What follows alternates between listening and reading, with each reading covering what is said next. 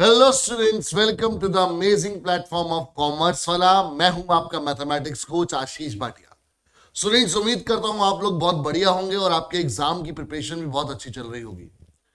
Students, आप सबकी backlogs को क्लियर करने के लिए कुछ टाइम पहले हमने पेज बैच की शुरुआत की थी, जिसमें वन शॉट वीडियो के थ्रू हम लोग हर एक सब्जेक्ट में हर एक चैप्टर को डिटेल में पढ़ रहे थे। मैथ्स में भी कोर मैथ्स और अप्लाइड मैथ्स के हर एक चैप्टर्स को जो इस साल सीबीएसई के सिलेबस में है उनको डिटेल में डिस्कस करा गया। आज उसी बैच की मैथ्स टॉपिक की आज लास्ट क्लास है। जो लास्ट चैप्टर हमारा बचा हुआ है आज उसको हम लोग कंप्लीट कर रहे हैं। ये चैप्टर हालांकि कोर मैथ्स और अप्लाइड मैथ्स दोनों के ही बुक्स में है, बट कोर मैथ्स वाले स्टूडेंट्स के लिए इस साल सीबीएसई ने ये पूरा ही चैप्टर डिलीट कर दिया है। तो जो 30% सीबीएसई ने सिलेबस रिड्यूस किया था उसके अंदर ये पूरा चैप्टर डिलीट हो चुका है। तो कोर मैथ्स वाले स्टूडेंट चाहें तो इस वीडियो को स्किप कर सकते हैं और अपने बाकी चैप्टर्स की प्रिपरेशन पर टाइम स्पेंड कर सकते हैं। एंड अप्लाइड मैथ स्टूडेंट्स के लिए भी इस चैप्टर के अंदर दो पार्ट्स होते थे, एक मैथमेटिकल रीजनिंग का और एक लॉजिकल रीजनिंग का। मैथमेटिकल रीजनिंग वाला पार्ट पूरा सेम था जो कोर मैथ्स में होता है, बट इस साल अप्लाइड मैथ्स वाले स्टूडेंट्स के लिए भी वो पार्ट डिलीटेड है। तो सिर्फ अप्लाइड मैथ्स वाले स्टूडेंट्स के लिए हमारे पास लॉजिकल रीजनिंग वाला पार्ट है जो हम लोग इस वीडियो में डिटेल में कवर अप करेंगे। तो विदाउट एनी डिले बच्चे स्टार्ट करते हैं हम लोग द चैप्टर मैथमेटिकल रीजनिंग और मोर ओवर लॉजिकल रीजनिंग। ठीक है, इस चैप्टर में बेटा जो इस साल आपके पास लॉजिकल रीजनिंग है उसके अंदर सिर्फ ये 4 टॉपिक्स हैं: odd man out, syllogism, blood relations and coding recording. एक एक करके हम लोग डिस्कस करेंगे कि इन टॉपिक्स में आपको पढ़ना क्या क्या है। ठीक है, तो स्टार्ट करते हैं with the first topic, odd man out. अब जैसे बेटा नाम से ही पता लग रहा है, ऑड मैन आउट का मतलब क्या हुआ कि जो अलग है उसको आउट कर दो, उसको अलग कर दो, उसको बाहर कर दो। जैसे अगर आपको याद हो बचपन में आप लोग भी जब खेलते होंगे तो जैसे सपोज करो आप लोग कुछ चेन चेन खेल रहे हैं। ठीक है, चेन चेन का गेम होता है जिसमें एक बच्चा होता है, वो बाकी स्टूडेंट्स को क्या करता है, बाकी अपने फ्रेंड्स को पकड़ता है, देन जिसको भी वो कैच करता है वो उसके साथ एक चेन बना लेता है, फिर वो दोनों मिलके क्या करते हैं, किसी एक को कैच करते हैं, फिर वो भी उनके साथ क्लब हो जाता है। ऐसे करते करते आपको सबको पकड़ना होता है, बट बारी किसकी आएगी, सबसे पहले कौन पकड़ने जाएगा। ठीक है, तो इसके लिए हम लोग क्या करते थे, अगर आपको याद हो तो पुगम पुगाई करते थे। तो पुगम पुगाई में क्या होता था कि जो ऑड करता था, मान लो सबका ये वाला पार्ट ऊपर है और किसी एक ने ये कर दिया तो वो ऑड वन आउट हो गया। तो जब वो ऑड वन आउट हुआ तो दैट मींस क्या हुआ, वो बाहर निकल गया, वो सेफ हो गया। ठीक है, या फिर उसकी टाइम आ जाती है। कई बार क्या होता था कि जो ऑड वन आउट होता था वो फंस जाता था, कई बार वो आउट हो जाता था। तो that means odd one out का मतलब क्या हुआ, या फिर ऑड मैन आउट का मतलब क्या हुआ कि जो अलग है आपको उसको सेपरेट करना है। ठीक है, तो यहां पर आपको क्या याद रखना है कि यहां पर बेटा कोई फॉर्मूला नहीं है, कोई थ्योरी नहीं है, जस्ट बेसिक नाम से ही आपने कॉन्सेप्ट ड्राइव करा कि ऑड मैन आउट का मतलब क्या है कि आप क्या कर दोगे, separate out, separate the different one among all, the different one among all.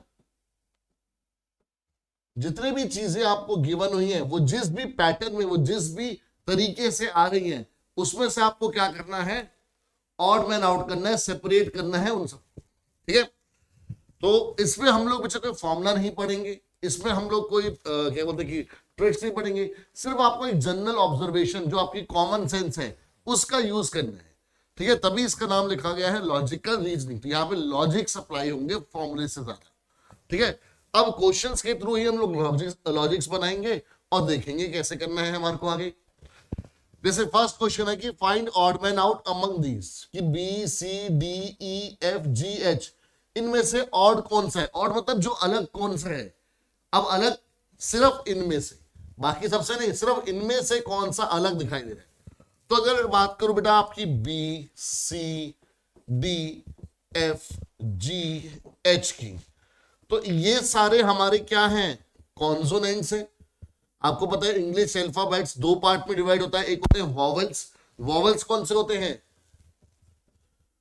Vowels को हम लोग परमुटेशन एंड कॉम्बिनेशन वाले चैप्टर में भी डिटेल में डिस्कस कर चुके हैं। तो वॉवल्स आपको पता है कौन कौन से होते हैं, ए ई आई ओ एंड यू, और ये बाकी सारे क्या है हमारे पास, कॉन्सोनेंट्स है। तो यानी कि यहां पर जो ई है हमारे पास वो एक वॉवल है, ठीक है, ई क्या है हमारे पास, एक वॉवल है, बाकी सारे क्या है, कॉन्सोनेंट है। तो अमंग दीज ई जो है वो क्या हो गया हमारा, ऑड मैन आउट हो गया। तो ई ऑड मैन आउट हो गया, तो दैट मीन जो हमारा आंसर है वो क्या आ गया, आंसर इज ई। ठीक है, वो ई क्यों है, आपको अगर रीजनिंग देनी पड़ी कि भाई रीजनिंग क्यों, because all other are consonants and E is the vowel, so that's why among all these consonant E जो है वो ऑड मैन आउट हो गया। तो इस तरह से आपको जनरल ऑब्जर्वेशन, जनरल लॉजिक या कॉमन सेंस का यूज करना है और अपने आंसर को प्रिपेयर करना है। देन अगर हम यहां पर देखें बेटा, तो यहां पर है एक WU, फिर है DB, मतलब दो दो लेटर्स का पेयर बना हुआ है। यहां पर क्या है बेटा, दो दो लेटर्स का पेयर बना हुआ है। अब आपको पैटर्न ऑब्जर्व करना है इनका और फिर देखना है कि कौन सा ऑड वन आउट। अब अगर आप अपने अल्फाबेट देखें, जो हम लोग इंग्लिश अल्फाबेट है, अगर मैं उनको क्या बोलते हैं कि पढ़ूं अगर मैं ऑर्डर में, तो हम देखेंगे भाई ABCD अगर हम लोग इस तरह से पढ़ रहे हैं, तो देखो यहां से स्टार्ट करते हैं हम लोग अगर, तो ABCDE, तो क्या हो रहा है, BCD, उल्टा ऑर्डर चल रहा है। ठीक है, अगर आप ध्यान से ऑब्जर्व कर पाए इसको, तो चल क्या रहा है, उल्टा ऑर्डर चल रहा है। कैसे भाई, ये B है, फिर C आता है, फिर D आता है, तो यानी कि एक गैप है और वो रिवर्स ऑर्डर में है। तो रिवर्स ऑर्डर में एक गैप है। क्या देखो, अब ये पैटर्न यहां पर फॉलो करता है, तो अगर आप देखोगे UVW, ठीक है, तो अगेन पैटर्न मैच कर रहा है, UVW करके बन रहा है, BCD होता है, फिर आता है आपके पास LMN। भाई यहां पर LM के बाद क्या आना चाहिए था, N आना चाहिए था, बट यहां पर क्या आ रहा है O। तो अभी के लिए हमारे पास यहां पर ये ऑड मैन आउट हो रहा है, बट हम चेक करेंगे पहले कि ये जो पैटर्न हमने इन दोनों में लगाया है वो बाकी सब में भी लगना चाहिए, तभी ये क्या कहलाएगा, ऑड मैन आउट, वरना ये पैटर्न फेल हो जाएगा। तो ऐसा कुछ कोई कंपलसरी रूल नहीं होता कि आपके पास एक ही पैटर्न लगेगा। एक क्वेश्चन में हो सकता है कि दो अलग अलग पैटर्न, दो अलग अलग लॉजिक भी लग जाए, तो इसलिए जो भी आप लॉजिक यूज कर रहे हैं वो हर एक के लिए वैलिड होना चाहिए। अगर वो हर एक के लिए वैलिड है तो आपको देखना है कि उसमें से ऑड मैन आउट कौन सा है। तो ये नहीं कि भाई पहले दो में अगर लॉजिक लग रहा है तो आप उसके बेसिस पर बाकी सबको भी मान लेंगे इनमें भी ये लॉजिक लगेगा। आपको हर एक के लिए चेक करना पड़ेगा कि जो लॉजिक आप यूज कर रहे हैं वो हर जगह पर फॉलो होना चाहिए। ठीक है, देन PQR यहां पर भी वैलिड हो रहा है, IJK तो यहां पर भी लॉजिक लग रहा है, फिर LMN तो यहां पर भी लॉजिक लग रहा है, यहां पर भी लग रहा था, यहां पर भी लगता। तो दैट मीन्स जो लॉजिक हमने बोला कि भाई रिवर्स ऑर्डर में हमारे पास अल्फाबेट्स दिखेंगे विद अ गैप ऑफ 1, तो वो पैटर्न सब में लगा बट इसमें नहीं लगा। तो हमारा आंसर क्या आ गया, आंसर इज OL। ठीक है, आंसर क्या आ गया हमारे पास, OL, बिकॉज बाकी सब ने क्या फॉलो करा, एक पैटर्न फॉलो करा जिसमें रिवर्स ऑर्डर, पैटर्न क्या था, reverse order and reverse order with one alphabet skip. ठीक है, ये और हमारे पास चला था पैटर्न कि भाई UVWH तो V स्किप कर दिया, BCD होता तो C स्किप कर दिया, बट यहां पर वो पैटर्न नहीं चला, इसलिए ये ऑड मैन आउट हो गया। ठीक है बच्चों, नेक्स्ट क्वेश्चन देखते हैं। Find odd man out again among red, yellow, blue, green. अब रेड, येलो, ब्लू, ग्रीन में से ऑड कौन है, तो यहां पर आपको ये पता होना चाहिए जो बेटा RBG होता है। ठीक है, जो RBG होता है, अगर आपको छोटी क्लासेस में सिखाया गया हो, इनको हम लोग बोलते हैं कि ये प्राइमरी कलर्स होते हैं। ये कौन से कलर होते हैं, जो मेन कलर्स होते हैं जिनकी हेल्प से आप बाकी कोई भी कलर बना सकते हैं। ठीक है, तो ये प्राइमरी कलर्स होते हैं हमारे पास। ठीक है, तो RBG यानी रेड, ब्लू और ग्रीन हमारे प्राइमरी कलर्स है। तो इनमें से ऑड वन आउट कौन हो गया, येलो। ऑड वन आउट कौन हो गया, येलो। तो हमारा आंसर आ गया येलो। अब आंसर येलो क्यों है, क्योंकि बाकी तीनों क्या है, प्राइमरी कलर है। ठीक है बच्चे, अब बच्चे नेक्स्ट क्वेश्चन देखते हैं। अब यहां पर नंबर्स के बीच में हमारे को पैटर्न ऑब्जर्व करना है और फिर अलग अलग करना है। तो हमने अल्फाबेट्स वाला देखा, एक जनरल ऑब्जर्वेशन से कलर्स का आ गया, तो कलर्स की बेसिक नॉलेज। तो यहाँ पर आपकी बेसिक नॉलेज जो लॉजिकल बातें हैं वो काम आएंगी आपको। बेटा कोई फॉर्मूला वगैरह सच काम नहीं आएगा। तो इसमें आप जितने क्वेश्चन प्रैक्टिस करेंगे उतने ज्यादा आपको क्लैरिटी आती जाएगी, उतने ज्यादा आपके लॉजिक्स डेवलप होते जाएंगे। तो इससे अगर आप पैटर्न देखें यहाँ पर भी 1, फिर 4, फिर 9, फिर 16, तो आपको एक पैटर्न दिखाई दे रहा है बिकॉज हम लोग जीपी में भी और एपी में भी इन चीजों की बात कर चुके हैं, ठीक है, इन पैटर्न्स की। तो 1 का मतलब कि भाई ये 1 का स्क्वायर है, 4 का मतलब ये 2 स्क्वायर है, 9 मतलब ये 3 स्क्वायर है, 16 मतलब ये 4 का स्क्वायर है। तो दैट मीन्स एक पैटर्न बन रहा है हमारे पास। उसी पैटर्न में आगे 25 5 का स्क्वायर होता है, उसी पैटर्न में 37 किसी का भी स्क्वायर नहीं होता, और 49 7 का स्क्वायर होता है। तो दैट मीन्स बाकी हर जगह एक पैटर्न हमारा चला, बट यहां पर वो पैटर्न क्या हो गया, नहीं चला। तो दैट मीन्स ये ऑड वन आउट हो गया, तो हमारा आंसर आ गया 37। ठीक है बच्चा लोग, तो इस तरह से आपको कॉमन सेंस का यूज करके लॉजिक्स का यूज करके क्वेश्चंस को सॉल्व करना है। देन बच्चे हमारे पास नेक्स्ट टॉपिक आता है ब्लड रिलेशंस। अब जो ब्लड रिलेशन वाला जो टॉपिक है, जो क्वेश्चन है, अगेन कोई फॉर्मूला नहीं है, तो बहुत इंटरेस्टिंग टॉपिक हो जाता है बिकॉज सबको आपको ये चीजें पता होती है, बट हाँ उसको क्वेश्चन की फॉर्म में कैसे यूज करना है ये एक मेन काम होता है। तो अगर हम बात करें बेटा ब्लड रिलेशंस की, तो इसमें क्या है कि पहले आपको जब भी क्वेश्चन मिले तो आप क्या करेंगे बेटा, रेफरेंस रखेंगे। सपोज करो ये ए है, ये बी है। अब ए बोलता है बी से, ए बोलता है बी से कि जो मेरे दादाजी के बेटे हैं, मेरे ग्रैंडफादर के जो सन हैं, तो यहां पर बच्चे आपके पास रेफरेंस होना चाहिए भाई ए के ग्रैंडफादर मतलब उसके दादाजी। तो मैं यहां पर आपको बोलूंगा कि आप अगर इसको हिंदी में कंफर्टेबल हैं तो हिंदी में लिखें, अगर आप इंग्लिश में कंफर्टेबल है तो इंग्लिश में लिखें, बिकॉज हमारा जो थॉट प्रोसेस होता है वो एक पर्टिकुलर लैंग्वेज में डेवलप हुआ होता है। जैसे कईयों को आदत होती है कि वो हिंदी में चीजें सोचते हैं तो आंसर पहले वो हिंदी में सोचते हैं, देन उसको कन्वर्ट करके इंग्लिश में आंसर देते हैं, विच इज फाइन, कोई दिक्कत नहीं है। सिर्फ आपका ब्रेन, आपके ब्रेन को क्या आदत पड़ी हुई है वो डिपेंड करता है उस बात पर। अगर किसी घर के पे या घर के बच्चों में वो माहौल है कि भाई इंग्लिश में ही बात करनी है, फ्रेंड्स भी इंग्लिश में ही बात करते हैं, तो इट मीन ज्यादा उनका कम्युनिकेशन पार्ट जो है वो इंग्लिश लैंग्वेज में रहता है, तो उनका जो थॉट प्रोसेस होता है वो सोचते भी इंग्लिश की टर्म्स में ही है। ठीक है, तो बट जैसे अब मेरे पास कोई क्वेश्चन आता है, क्योंकि मैं हिंदी मीडियम से 5th तक पढ़ा हूँ, देन हमने सोशल स्टडीज भी हिंदी में पढ़ी है, और हमारे घर पे भी माहौल जो थोड़े पंजाबी फैमिली है तो या तो पंजाबी या तो हिंदी लैंग्वेज चलती है, तो हमारा थॉट प्रोसेस भी वैसे रहता है। जैसे अगर एक ही ग्रैंडफादर के जो सन है तो हम लोग ऐसे सोचेंगे, हम ग्रैंडफादर एंड सन के बीच में नहीं सोच पाएंगे। हाँ, ये हमें ज्यादा समझ उस चीज से आएगा कि यार ए के दादाजी का बेटा, अरे ये तो मतलब क्या हुआ, ये तो मेरे फादर की बात ही हो रही है ना। तो ये इस तरह से हमारे पास क्या होती है चीजें चलती हैं। तो यहां पर आपको जो सोचना है वो सोचना आपको उस तरीके से है कि जिस लैंग्वेज, जिस प्रोसेस में आप कंफर्टेबल हो।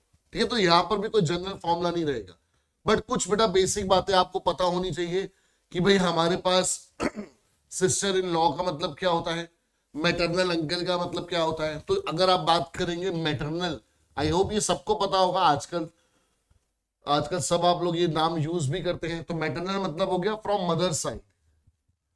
तो मैटरनल अंकल मतलब कि भाई जो मदर साइड से अंकल, जिनको हम लोग जनरली क्या बोलते हैं, मामा जी, जिनको हम क्या बोलते हैं, मामा जी। और पैटर्नल का मतलब हो जाता है फ्रॉम फादर साइड। तो पैटर्नल अंकल का मतलब या तो वो आपके ताया जी होंगे, जिसमें हिंदी में हम बोलते हैं अगर आपके फादर से बड़े हैं वो, और अगर आपके फादर से छोटे तो आप उनको चाचा जी बोलेंगे। तो पैटर्नल मतलब फ्रॉम फादर साइड।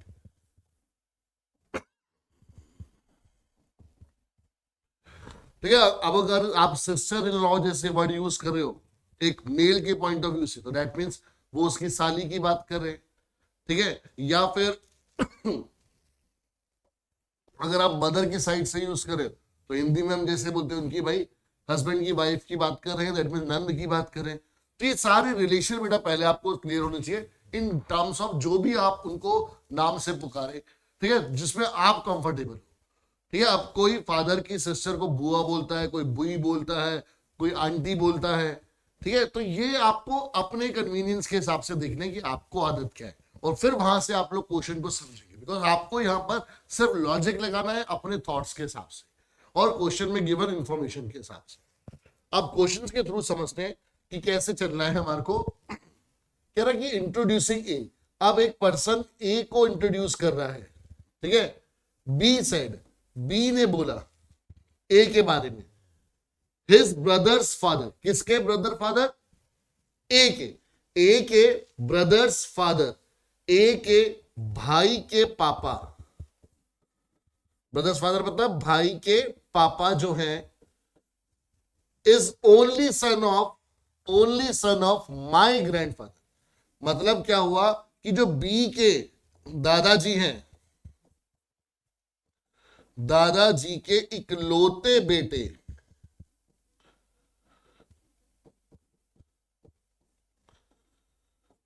तो ये रिलेशनशिप बैठा कि भाई ए के भाई के पापा बी के दादाजी के इकलौते बेटे हैं, तो how B is related to A. ध्यान समझना, ए के भाई, जब यहां पर बेटा ब्रदर बोला जाता है तो वहां पर मतलब सगा भाई, ठीक है। क्योंकि अगर वो कजन है तो जैसा कोई चाचा का बेटा है तो वहां पर वो कजन यूज करेगा। तो हमारे लिए तो सारे भाई हैं, ठीक है। बट इंग्लिश में क्या चलता है कि भाई ब्रदर मतलब वो आपका जो आपका रियल ब्रदर है। अगर आप जैसे चाचा जी या ताया जी का बेटा तो हम वो यूज करेगा फर्स्ट कजन, सेकंड कजन, इस तरह से। तो ए के भाई के पापा, तो मतलब ए का भाई जो है उसके भी पापा सेम ही होंगे। वो क्या है? बी बोलता है मेरे दादाजी के इकलौते बेटे। तो बी के दादाजी के बेटे मतलब क्या हुआ? बी के फादर। तो यानी कि जो बी फादर है वो क्या है? वही एज फादर है। भाई ए के भाई के पापा की बात हो रही है यहां पर, और बी बोल रहे हैं हमारे पास कि जो मेरे दादाजी हैं उनके बेटे, तो यानी बी के फादर की बात हो रही है। इधर से ए के फादर की बात, ए के भाई के फादर की बात हो रही है, इधर से बी के फादर की बात हो रही है। तो दैट मीन्स ए के फादर और बी के फादर क्या हुए? सेम। एंड रिलेशन क्या हुआ बी और ए के बीच में? तो B is brother of A. B is brother of A. आप ये नहीं बोल सकते कि A is brother of B, क्योंकि ए हो सकता है एक गर्ल हो, सिस्टर हो बी की, बट बी क्या है? ए का भाई है, क्योंकि ए के भाई के पापा है। तो यहां पर आप लोग कंक्लूजन अपने मन से ड्रॉ नहीं करेंगे, जो क्वेश्चन में गिवन है बेटा उसी पर रहेंगे।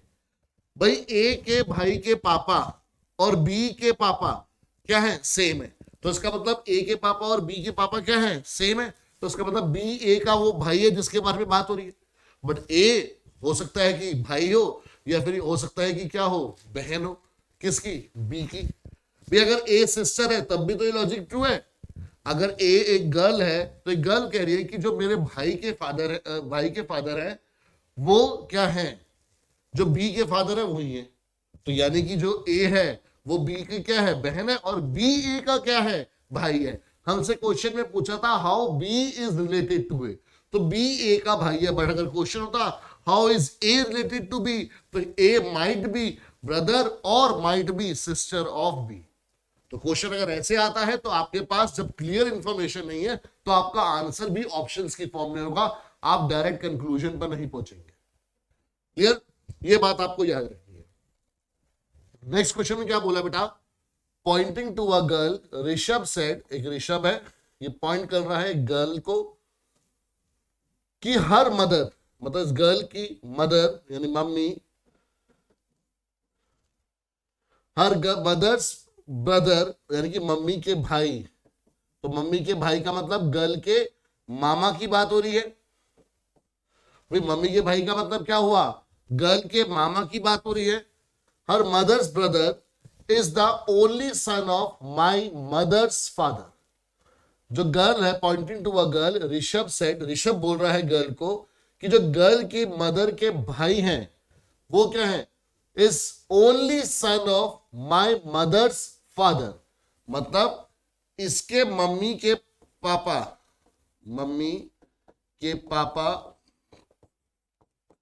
के इकलौते बेटे। ओनली सन का मतलब क्या हुआ? इकलौते बेटे की बात हो रही है। किसकी बात हो रही है जी? इकलौते बेटे की बात हो रही है। तो ऋषभ ने एक लड़की को इंट्रोड्यूस करते हुए बोला कि जो लड़की के मम्मी के भाई हैं लड़की के मम्मी के भाई यानी जो लड़की के मामा हैं वो क्या है, मेरे मम्मी के पापा। मेरे मम्मी के पापा का मतलब क्या हुआ, मेरे नाना जी। भाई मेरे मम्मी के पापा का मतलब क्या हुआ, मेरे नाना जी के इकलौते बेटे। तो यानी मेरे मम्मी के पापा के इकलौते बेटे, तो मतलब मेरी मम्मी के भाई। मेरे मम्मी के भाई का मतलब क्या हुआ, मेरे मामा जी। तो यानी वो ऋषभ के भी मामा जी हैं। How is the girl's mother related to Rishabh. तो यानी कि जो ये गर्ल की मम्मी है उनका ऋषभ के साथ क्या रिलेशन है। अब ऋषभ के मामा और गर्ल के मामा क्या है, सेम है। तो दैट मीन्स ये कब हो सकता है कि जब गर्ल की मम्मी क्या हो, ऋषभ की मम्मी हो, या फिर जो गर्ल की मम्मी है वो ऋषभ की क्या हो, मौसी हो। भाई यानी कि आपसे पूछा how is girl mother related to Rishabh, तो गर्ल्स मदर में बी मदर और मैटरनल आंट ऑफ ऋषभ। आपके पास बुक्स में इस क्वेश्चन का आंसर सिर्फ मदर दे रखा है कि girl mother is mother of Rishabh, यानी कि गर्ल जो ऋषभ और ये गर्ल है आपस में भाई बहन। बट यहां पर अगर ये गर्ल की जो मम्मी है वो ऋषभ की मौसी है, तब भी तो रिलेशन ट्रू है कि जो उनकी मौसी के भाई हैं, जो उनकी गर्ल की मम्मी के भाई हैं जो हमारे पास, ठीक है, और ये हमारे पास ये जो गर्ल है वो ऋषभ के मौसी की बेटी है, ठीक है, उनकी सगी बहन नहीं है, तब भी तो एक कंडीशन ट्रू हुई। आप खुद सोचो कि अगर आपकी मासी की बेटी बोल रही है कि जो मेरी मम्मी है उनके जो भाई है, मतलब जो लड़की के मामा हुए, अब अगर इन दोनों की मदर आपस में बहने हैं तो दोनों के मामा क्या होंगे, सेम। और यहां पर इकलौते बेटे की बात करी गई है, इकलौती बेटी की बात तो नहीं करी गई। तो यानी कि भाई जो मामा है वो तो एक ही है, बट ये मामा दो अलग अलग कजन्स के भी तो हो सकते हैं। तो यहां पर क्लियरिटी नहीं है, इसलिए बेटा आंसर आप लोग इसमें आप दोनों ऑप्शन दो, ठीक है। बुक में आंसर सिर्फ मदर लिखा हुआ है तो वो आपका आंसर गलत होगा, ठीक है। जब तक आपके पास एक्चुअल आपके पास इंफॉर्मेशन नहीं है आप कोई भी कंक्लूजन ड्रॉ नहीं करेंगे, ठीक है बच्चा लोग। नेक्स्ट क्वेश्चन पर आते हैं। Rohit his husband of Vanishka. तो जी रोहित है वो हस्बैंड है वनिष्का का, ठीक है। तो मतलब वनिष्का जो होगी वाइफ ऑफ रोहित होगी, कोई दिक्कत नहीं है। Sumita is sister of Rohit. Rohit की सिस्टर है सुमिता, ठीक है। And Anushka is sister of Vanshika. ये वनिष्का होना था, यहाँ पर वंशिका हो गया, ये वनिष्का है बेटा, ठीक है। अब वनिष्का की सिस्टर कौन है, Anushka. How Anushka is related to Rohit. तो रोहित और Anusha is related to Rohit. तो भाई रोहित की वाइफ है कौन, वनिष्का, ठीक है। वाइफ की बहन है कौन, अनुष्का। तो यानी वो रोहित की क्या हुई, सिस्टर इन लॉ, जिसको हम हिंदी में साली बोलते हैं। तो हम बोलेंगे Anushka is sister in law of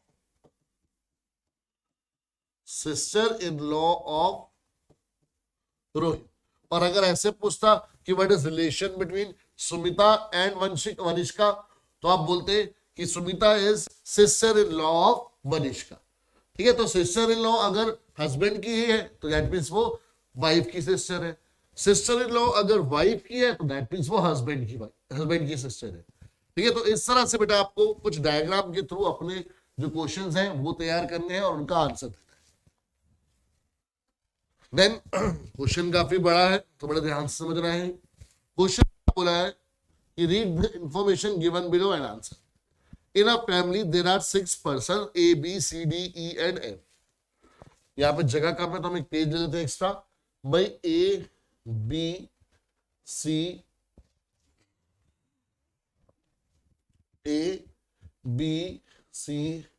D E F, ठीक है। ये हमारे पास 5 लोग हैं, 6 लोग, ठीक है।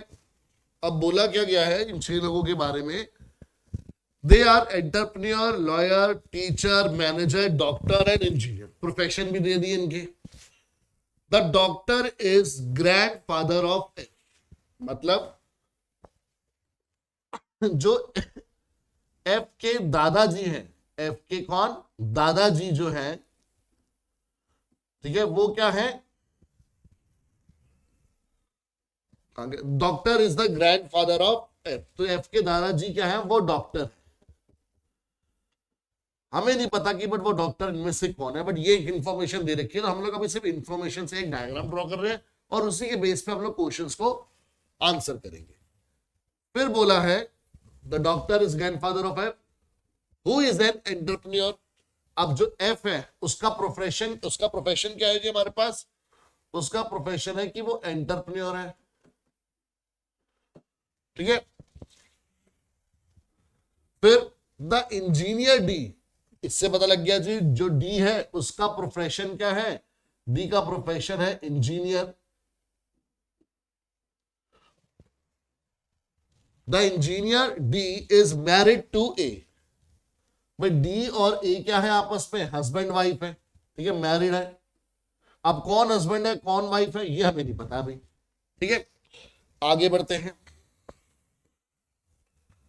Engineer D is married to A, C the manager is married to lawyer. अब सी एक मैनेजर है, सी क्या है, एक मैनेजर।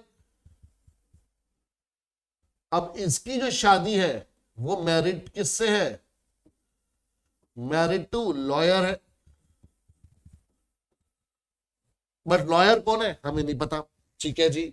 आगे बात करते हैं। B is the mother of E and F. अब ई और एफ की जो मदर है, ई और एफ की जो मदर है वो बी है, मदर इज बी, ठीक है जी। There are 2 married couples in the family, 2 married couple है। एक तो पता लग गया भाई डी और ए है, और एक पता लग गया सी और लॉयर है, बट वो लॉयर कौन है वो नहीं पता।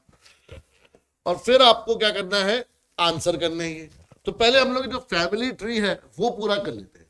तो फैमिली ट्री में हमें ये समझ में आया कि भाई यहाँ पर 3 जनरेशन इन्वॉल्व है, क्योंकि दादाजी की बात हुई है, ठीक है, मदर की बात हुई है। अब मदर है तो बच्चे दैट मींस वो उनके बेटे हैं, तो 3 जनरेशन है। तो सबसे पहले जो जनरेशन है वो है ग्रैंडफादर और ग्रैंड मदर। फिर जो सेकंड जनरेशन है वो है मदर एंड फादर, ठीक है, ठीक है। यहां पर लिख दो ग्रैंडफादर ग्रैंड मदर, यहां पर लिख दो मदर और फादर। एंड देन यहां पर क्या है, चिल्ड्रंस है, ठीक है। अब चिल्ड्रंस में क्या क्या है अब ये देखते हैं। भाई ग्रैंडफादर ग्रैंड मदर ऑब्वियसली बात है 2 लोग होंगे, मदर फादर भी 2 लोग होंगे, ठीक है, और बाकी 2 चिल्ड्रन होंगे क्योंकि टोटल 6 लोग हैं। अब हमारे को क्वेश्चन में बोला गया है बेटा कि जो ई और एफ है उनकी मदर भी है, तो मदर कौन हो गया जी, मदर हो गया बी, ठीक है। और चिल्ड्रंस क्या हो गया हमारे पास, एक हो गया ई और एक हो गया एफ। हमारे को बोला गया था क्वेश्चन में कि 2 मैरिड कपल है, तो एक मैरिड कपल तो हमारे को पता है डी और ए है, और यानी कि दूसरा मैरिड कपल कौन हुआ, सी और बी, बिकॉज ई और एफ तो क्या है, चिल्ड्रन है, तो वो तो मैरिड नहीं हो सकते। और ए और डी मैरिड हो चुके हैं, तो यानी दूसरा मैरिड कपल कौन है, सी और बी, तो यानी बी क्या है, लॉयर है। तो बी मदर है और मदर का प्रोफेशन क्या है, लॉयर। अब देखो चीजें अपने आप निकलती रहेंगी। तो अब हमारे को पता है कि भाई एक कपल डी और ए है, तो दूसरा कपल सी और बी है, तो बी अगर मदर है तो फादर कौन आ गया, फादर आ गए सी, और फादर क्या है यहां पर, सी मैनेजर है, ठीक है।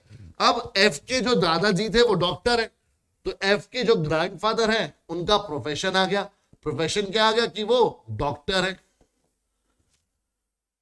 ठीक है। और अब बात आ गई कि डी हमारे पास बचा, ग्रैंडफादर इज मैरिड टू, अच्छा ये नहीं पता हमारे को कि ग्रैंडफादर और ग्रैंड मदर कौन है, बट प्रोफेशन पता चल चुका है हमारे को कि देखो डी जो कि एक इंजीनियर थे वो मैरिड थे ए से। अब ए हमारे पास क्या है, जो डी है वो हमारे पास इंजीनियर है और दादाजी थे वो डॉक्टर थे, तो यानी जो ग्रैंड मदर है वो क्या होंगी, इंजीनियर होंगी। देख रहे हो, दादी जी इंजीनियर है और दादाजी डॉक्टर। बच्चे तो कोई प्रोफेशन डिसाइड ही नहीं कर पा रहे। तो यानी इंजीनियर कौन है, डी, तो यानी ग्रैंड मदर डी है। अब अगर ग्रैंड मदर डी है तो इसका मतलब ग्रैंडफादर ए है। अब ये बेटा हमारे पास ट्री बन गया। अब जो आपसे पूछा जाए उसका आंसर देते जाओ, ठीक है। तो इस तरह से बेटा सारी इंफॉर्मेशन आपको यूज करनी है और काम करना है, ठीक है। और एफ के बारे में भी दे रखा है, एफ एक एंटरप्रेन्योर है, ठीक है, एंटरप्रेन्योर। तो जो लास्ट प्रोफेशन बच गया वो ई का हो गया, और लास्ट प्रोफेशन कौन सा बच गया, टीचर का। तो ई हमारे पास टीचर आ गया। अब जो क्वेश्चन पूछा है, जैसा मर्जी क्वेश्चन पूछाओ आप लोग आंसर कर सकते हो। तो बेटा ये देखो, ये सारी कोई फॉर्मूला बेस्ड चीजें नहीं है, सिर्फ कॉमन सेंस लॉजिक बेस्ड चीजें। तो आपने पहले जो इन्फॉर्मेशन गिवन है उसको एक लोग डायग्राम में अपने हिसाब से डायग्राम बनाओ, जैसे मर्जी आपको कन्वीनियंट लगे चीजों को समझने में। फिर आप देखो कि भाई जनरेशन वाइज चलेंगे तो एक आपके पास पैटर्न बनना शुरू होगा। कई क्वेश्चन में जनरेशन वाइज बनेगा, कई में नहीं बनेगा, कई में फैमिली ट्री बनेगा, ठीक है, कि भाई पापा है, पापा के भाई है, या मम्मी है, मम्मी की बहन है, इस तरह से आपके पास ट्री बनेगा। तो वो ट्री आपने कंप्लीट करना है, ठीक है। अब क्वेश्चन में पहले पार्ट में पूछा है कि what is the profession of B and E. तो जी बी और ई का प्रोफेशन हमसे पूछा है। बी का प्रोफेशन है लॉयर और ई का प्रोफेशन है टीचर। तो बी का प्रोफेशन क्या है जी, लॉयर, और ई का प्रोफेशन क्या है जी, टीचर। फिर पूछा है कि how A is related to E. A और ई में, तो ए क्या है, ए क्या है, ग्रैंडफादर है ई के। ए क्या है हमारे पास, ग्रैंडफादर है ई के। And how D is related to F, और डी क्या है एफ की, ग्रैंड मदर है, ठीक है। How many female members are there in the family, तो 2 ही फीमेल है। एक हमारे पास कौन है, ग्रैंड मदर है, और एक है मदर। ई और एफ के बारे में कुछ बताया नहीं है, तो यानी कि कितनी फीमेल है हमारे पास, 2 फीमेल। वैसे भी क्वेश्चन में अच्छा फीमेल के बारे में तो नहीं लिखा हुआ था, तो 2 ही फीमेल के बारे में बताया गया था। अब वो जो ई और एफ जो चिल्ड्रन है वो गर्ल है या बॉय है ये हमारे को नहीं पता। तो एक बार आप इसका स्क्रीनशॉट ले ले बेटा। चल अब नेक्स्ट टॉपिक आ जाता है बेटा सिलोजिज्म। सिलोजिज्म में आपके पास क्या होता है कि कुछ स्टेटमेंट्स होती है, ठीक है, आपके पास स्टेटमेंट्स होती है, और उन स्टेटमेंट्स के बेस पर कंक्लूजन्स होती है। तो जनरली आपके पास 2 स्टेटमेंट्स होती हैं और 2 ही कंक्लूजन होती है।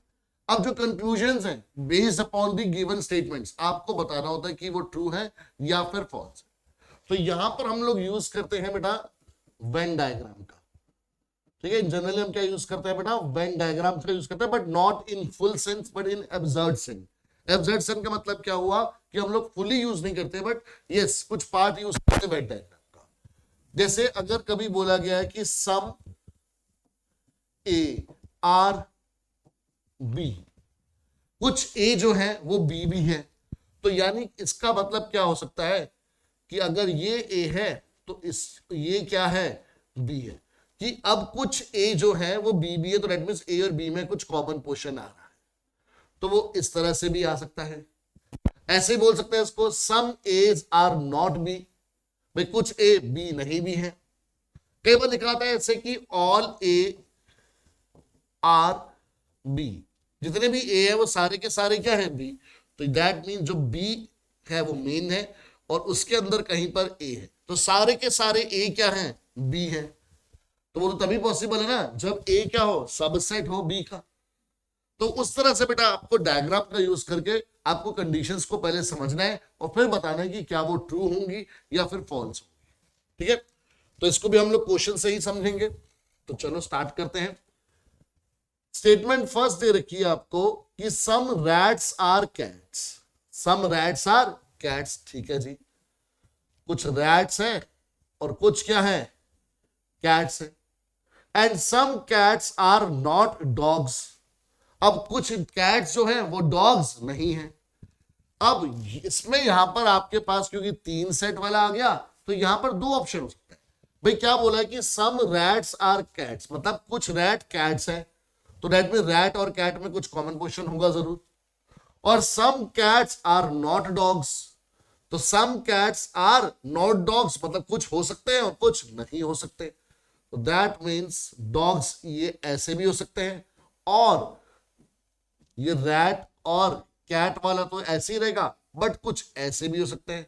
हो सकता है कि भाई आपके पास डॉग्स और रैट्स में से कुछ हो।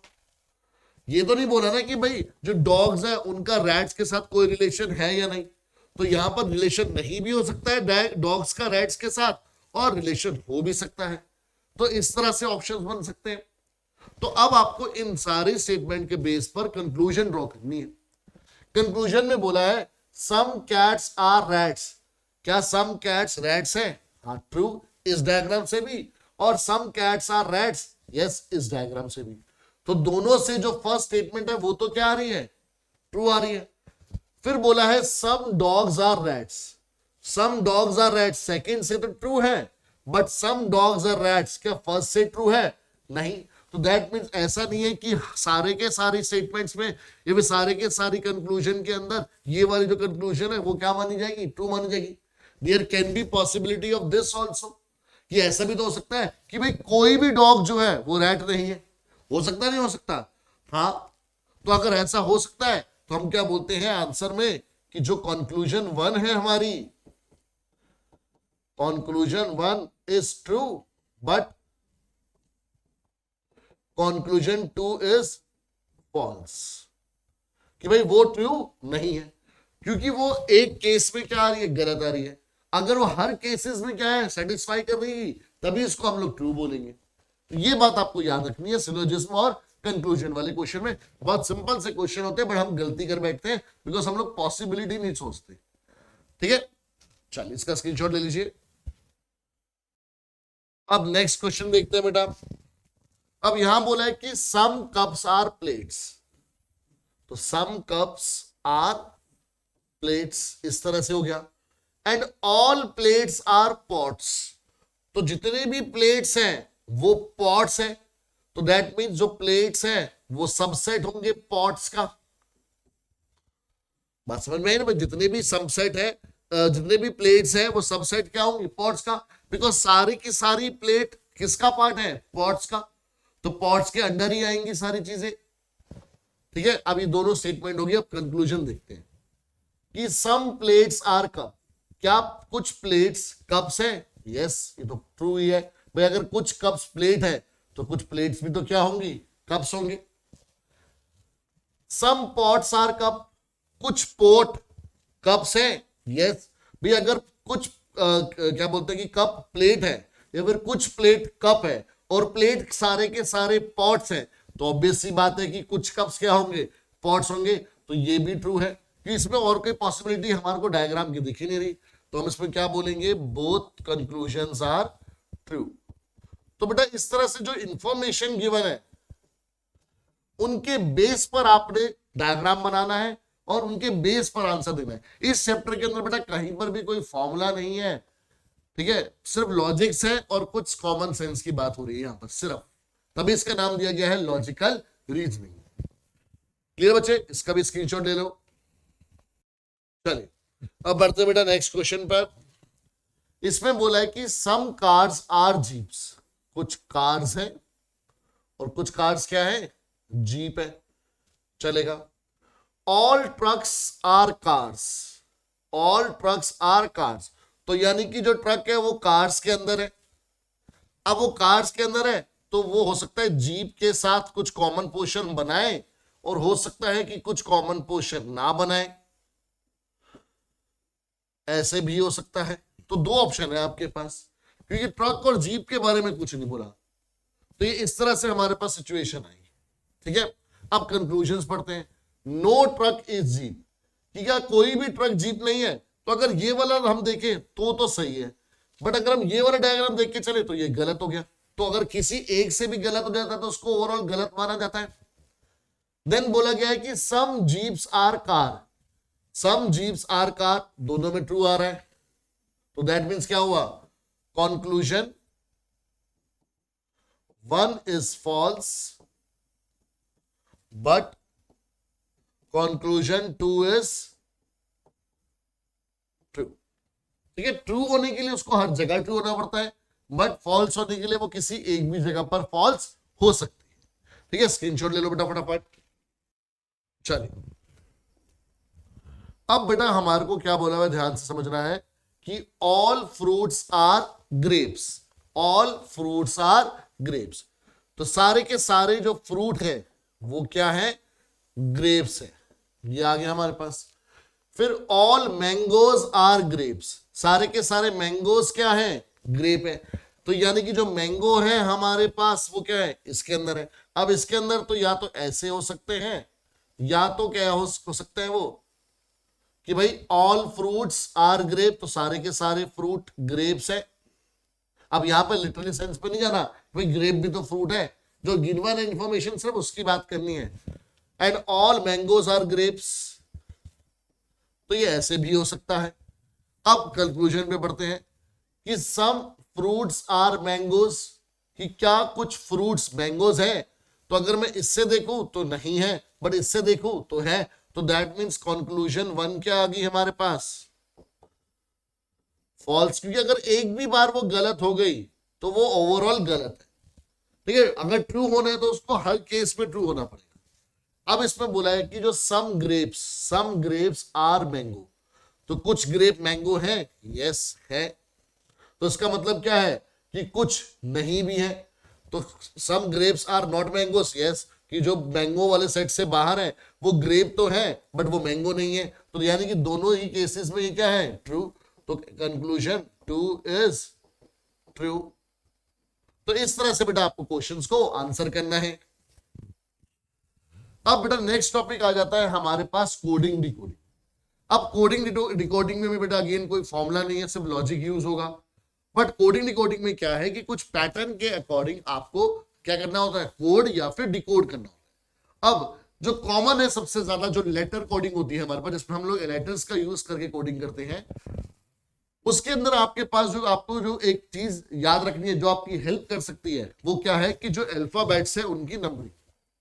तो अगर मैं अल्फाबेट्स, इसलिए मैंने यहां पर ऑलरेडी लिखे हुए हैं कि अगर मैं इनको नंबरिंग दूं तो नंबरिंग क्या आ सकती है, 1 2 3 4 5 6 7 8 9 10 11 12 13 14 15 16 17 18 19 20 21 22 23 24 25 26। ठीक है, तो ये आपको काउंटिंग याद तो नहीं रख सकते, अगर याद रख सकते तो बहुत ही बढ़िया बात है।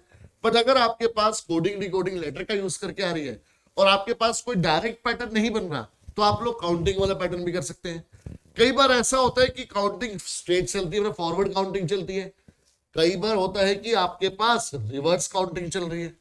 ऐसा भी होता है कई बार जो पैटर्न बनता है वो यहां से बनता है, 1 2 3 4 5 6 7 8 9 10 11 12 13 14 15 16 17 18 19 20 21 22 23 24 25 एंड 26।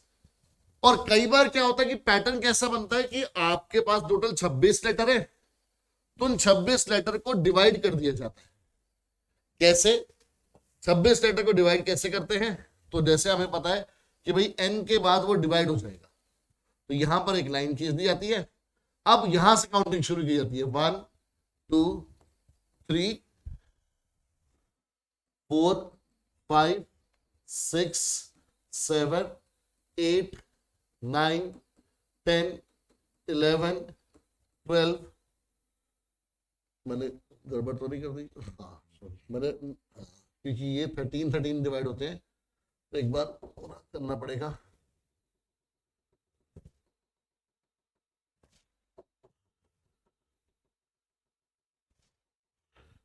क्योंकि हमने फॉरवर्ड वाली काउंटिंग को देख के डिवीजन करनी थी, तो ये डिवीजन यहां से होनी थी। 1 2, हमने वो रिवर्स काउंटिंग को देख के डिवीजन करनी थी, 5 6 7 8 9 10, 11, 12, 13, ठीक है। और यहां पर भी आगे से 1, 2, 3, 4, 5, 6, 7, 8, 9, देन 10, 11, 12, 13। तो ये बड़ा जनरली जो ये तीन पैटर्न है ये सबसे कॉमन है, एक फॉरवर्ड काउंटिंग, एक रिवर्स काउंटिंग और एक बीच में से ब्रेक करके काउंटिंग। अब कई बार इसमें स्टार्टिंग से काउंटिंग करते हैं, कई बार हम लोग फर्स्ट से काउंटिंग करते हैं, मतलब जहां पे ब्रेक हो रहा है उसके लेटर से फर्स्ट लेते हैं, और एक लास्ट वाले जो ए हमारा वैसे अल्फाबेट का फर्स्ट लेटर है बट वहां से फर्स्ट लिया जाता है हाफ करके। तो ये सारे पैटर्न बन सकते हैं। अब क्वेश्चन समझते हैं कि इन पैटर्न्स को आपने यूज कैसे करना है। तो जैसे बोला गया है कि ना सर्टेन लैंग्वेज इफ लखनऊ, भाई लखनऊ को लिखा गया है एन, थोड़ा सा गैप देख के लिखते हैं, NWEMPQY। तो आपको बताना है जी आप दिल्ली को कैसे लिखोगे। अगर लखनऊ को ऐसे लिखा गया है तो आप दिल्ली को कैसे लिखोगे। चलिए जी देखते हैं कैसे लिखेंगे। तो पहले पैटर्न ऑब्जर्व करते हैं। पैटर्न क्या है कि भाई एल के बाद आ रहा है एन, तो अगर आप अपने अल्फाबेट देखो तो होता है LMN, तो मतलब एक छोड़ स्किप करके नेक्स्ट आया। फिर क्या पैटर्न यहां पर फॉलो होता है UVW, यस पैटर्न फॉलो हो रहा है। अगर सब में पैटर्न फॉलो हो गया तो बल्ले बल्ले है, आपके पास सीधा ये आंसर आ गया। फिर CDE बिल्कुल ठीक हो रहा है। JKLMN KLM आ गया। NOPOPQ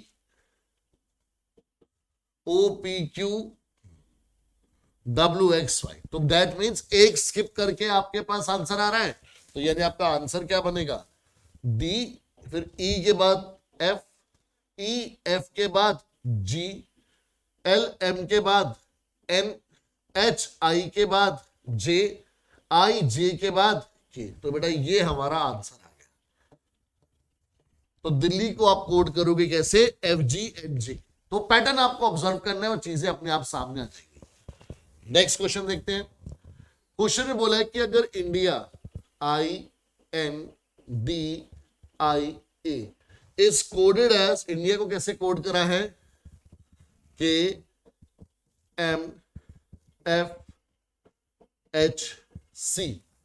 तो आपको बताना है जी अमेरिका कैसे कोड होगा। आपको बताना है अमेरिका कैसे कोड होगा। तो चलिए जी पैटर्न ढूंढते हैं। पहले पैटर्न ढूंढा जब हमने तो पैटर्न में आया हमारे पास IJK होता है, सेम पिछले वाला क्वेश्चन, बट N के बाद M नहीं आता। भाई N अगर हम ABCD पढ़े और अगर एक स्किप होने की बात हो रही है यहाँ पर फर्स्ट में भी IJK, फिर या काउंटिंग अल्फाबेट कैसे होते हैं LMNOP, M के बाद N आता है, बट यहाँ तो हमने बात करें स्किप करके, यानी पैटर्न फेल हो रहा है। तो इनमें क्या पैटर्न बन रहा है, M के बाद डायरेक्टली क्या आता है N, M के बाद डायरेक्टली क्या आता है N, यहां पर रिवर्स पैटर्न बना। अच्छा अगर आप यहां देखोगे तो यहां पर पैटर्न बन रहा है DEF, तो यहां पर पहले वाला पैटर्न बना, बट ये पैटर्न यहां नहीं बना। क्यों, IJK होता है बट HI, ये रिवर्स पैटर्न डायरेक्ट बन गया। तो यानी क्या चल रहा है जी, ऑल्टरनेट चल रहा है। यानी क्या चल रहा है, ऑल्टरनेट चल रहा है। ऑल्टरनेट क्या चल रहा है, पहले वाले में तो एक स्किप करके आ रहा है, फिर उसके बाद रिवर्स नीचे से ऊपर, रिवर्स नीचे से ऊपर, मतलब -1 N के पहले क्या आता है, आप उसको ऐसे सोच लो। आप डायरेक्टली में कैसे सोचोगे, अगर मैं सारे एरो ऊपर से नीचे लेकर आऊं तो ये अगर ऐसे है तो इसका मतलब N के बाद क्या आता है M, ठीक है। फिर D के बाद एक स्किप करके F आता है, बट I से पहले क्या आता है, ठीक है, पहले हम बोलेंगे रिवर्स, I से रिवर्स में क्या आता है H। फिर ऑल्टरनेट चल रहा है तो A के बाद एक स्किप करके B स्किप करके C आता है, तो इसके बाद अगर होता तो वो क्या होता, रिवर्स होता, जो भी यहां पर होता उसका पहले वाला लेटर आता। तो यानी अब हमें पैटर्न पता लग गया, अब हम आंसर कर सकते हैं। तो A पहला है तो A B स्किप करके क्या आ जाएगा C, बट यहां पर आपके पास रिवर्स वाला चलेगा, ऑल्टरनेट चल रहा है। M से पहले क्या आता है L, ठीक है। फिर E एक स्किप करके EF स्किप करके आ गया G, आर से रिवर्स चलेगा, आर से पहले क्या होता है पी क्यू आर, तो क्यू आ गया। फिर आई पे ऑल्टरनेट है, स्किप करके आएगा आई जे के आ गया।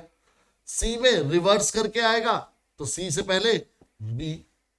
ए में स्किप करके आएगा बी, क्या आ गया सी। तो ये मेरा आंसर हो गया, ये मेरा आंसर हो गया। आई बात समझ में बेटा? तो इस तरह से आपको पैटर्न पकड़ना है। कई बार आपके पास डायरेक्ट पैटर्न लगेगा, कई बार ऑल्टरनेट पैटर्न लगेगा, सारी पॉसिबिलिटीज लगेगी, बट सिर्फ दिमाग लगाना बेसिक, उससे आपका क्वेश्चन सॉल्व हो जाएगा। अब बोला गया है जी, देखो लेटर और नंबर कोडिंग आ गई कि राहुल में आर को कोड करा गया है कैसे 22 से, ए को कोड किया गया है 5 से, एच को कोड किया गया है 12 से, यू को कोड किया गया है 25 से, और एल को कोड करा गया है 16 से। तो अब यहां पर बेटा हमारे पास पैटर्न चलेगा। कौन सा पैटर्न? जो हमने यहां पर सीखा था। तो हमारे पास जैसे राहुल वर्ड है, तो मैं देखू भाई आर को जो कोड है फॉरवर्ड में 18 है और रिवर्स पे 19 है, और अगर हाफ से मिडवे करे तो 5 है। तो मैंने क्वेश्चन में देखा भाई आर के पास तो 22 है, ना 18 आया, ना 9 आया, ना 5 आया। और फिर ए का हमें पता है भाई आर का फॉरवर्ड में 18 होता है, आर का फॉरवर्ड में 18 होता है, ए का 1 होता है। तो मैंने एक पैटर्न देखा कि भाई 18 में अगर मैं 4 ऐड करूं तो 22 बनता है, ऐसे ही 1 में मैं 4 ऐड करूं तो 5 बनता है। तो मुझे सिर्फ 2 को देख के पता लगा कि भाई +4 का पैटर्न चल रहा है। अब मुझे देखना है कि क्या ये पैटर्न आगे भी फॉलो होगा, नहीं होगा तो कुछ और सोचेंगे। अब एच है, एच की अगर हम देखें पोजीशनिंग, तो एच की पोजीशन है हमारे पास 9, फॉरवर्ड में 8, तो 8 +4 12, यस 3 जगह पैटर्न बन गया। यू की निकालो जी फटाफट पोजीशन, यू की होती है 21, तो 21 +4 पैटर्न यहां भी बन रहा है। अब एल है 16, 16 में से 4 माइनस कर दो 12, तो आप चेक कर लो कि क्या एल की पोजीशन 12 होती है। तो क्रॉस चेक भी हो गया हमारे पास रिवर्स में, क्या एल की पोजीशन 12 होती है? यस एल की पोजीशन 12 होती है। मतलब अगर मैं यहाँ पर +4 करूंगा तो 16 आता था, तो मैं चेक कर लिया भी माइनस करके तो एग्जैक्ट पोजीशन मिलनी चाहिए। तो दैट मीन ये पैटर्न हर जगह चल गया। तो अब मुझे क्या कोड करना है? मुझे कोड करना है विराट। तो जी विराट कैसे कोड होगा? वी कोड होगा कैसे? वी की पोजीशन क्या होती है? वी की पोजीशन होती है फॉरवर्ड में 22, वी की पोजीशन होती है फॉरवर्ड में 22, तो यानी कि +4 कर दो, क्या हो गया 26। तो यानी ये आ गया हमारे पास z, क्या आ गया z, ठीक है। देन अच्छा हमारे को तो सिर्फ नंबरिंग करनी है ना, सॉरी। आई की पोजीशन होती है 9, तो 9 +4 क्या बन गया कोड 13। फिर आर, आर तो हमारे को दे रखा है कितना जी 22, ए तो हमारे को दे रखा है जी कितना 5, आ गया टी, टी की होती है हमारे पास 20, चेक कर लेते हैं टी की पोजीशन होती है जी 20 +4 करा कितना आ गया, सॉरी टी की पोजीशन होती है 20, तो +4 करा कितना आ गया 24। आई बात समझ में? तो विराट को कैसे कोड करोगे आप? इस तरह से, ये हमारा आंसर आ गया। तो इस तरह से बेटा हमारे पास कोडिंग वाले क्वेश्चन आते हैं। एक और क्वेश्चन देखते हैं। क्वेश्चन में क्या बोला है? गोमती जो है, गोमती को कोड करा गया है 7 4 5 2 1, और यमुना, यमुना, यमुना को कोड करा गया है 8 3 5 9 6 3। तो काफी सारे लेटर्स आपको दे रखे हैं जो कोडेड है। आपसे पूछा है कि गंगा कैसे कोड करेंगे हम लोग। तो अगर आप देखो भाई जी का तो कोड आपको दे रखा है 7, तो यानी ये भी 7 मिल गया और ये भी 7 मिल गया।